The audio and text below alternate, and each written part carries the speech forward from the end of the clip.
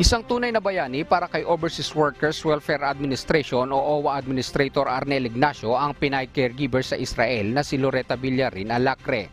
Nasawi si Loretta noong October 7 dahil sa pang-atake ng Hamas militant group sa Israel.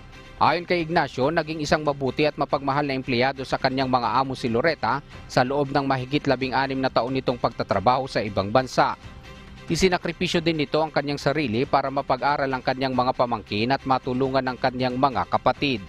We have brought home so many OFWs in the past, but this is very unique and we thank you because sa inyong pamilya na Alacre, irigaluhan niyo po ang ating bansa ng isang bayani na OFW na sasaluduhan. I'm very sure ng inyong bayan at hindi malilimutan. Loretta is a true definition of an OFW na hinihirang nating isang bayani. Pasado alas 4 kahapon na iuwi na sa kanyang tahanan sa Sitio Camayan, Barangay Cadiz Viejo, Cadiz City, ang labi ni Loretta.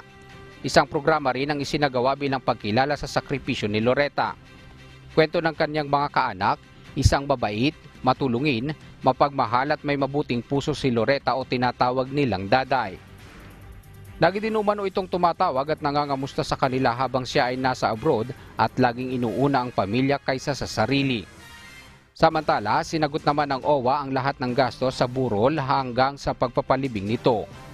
Magbibigay din sila ng tulong mula sa mga programa ng ahensya sa mga katulad na kaso ni Loretta tulad ng 20,000 educational assistance kada taon para sa kanyang mga pamangkin hanggang sa sila ay makapagtapos. And si Rafael na pamangkin ni Loretta, siya ba yung paborito niyang pamangkin na gusto niyang pag-aralin? We promise you that we will take care of his studies.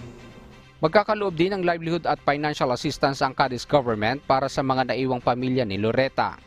Liban pa rito, pinagkalooban na rin sila ng mahigit 40,000 piso ng Department of Social Welfare and Development para sa educational at financial assistance.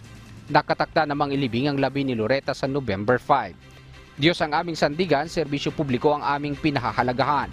Milanio Aquino, humahataw!